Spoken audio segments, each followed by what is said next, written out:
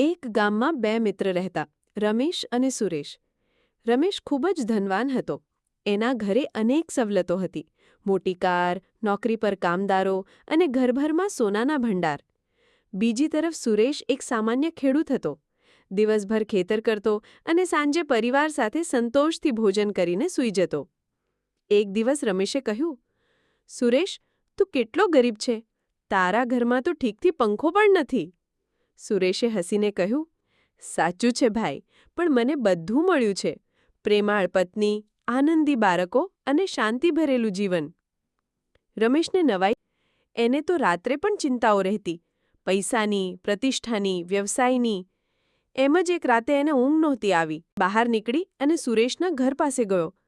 ત્યાંથી એક મીઠું હાસ્ય અને ભજનોની અવાજ આવી રહ્યો હતો. એ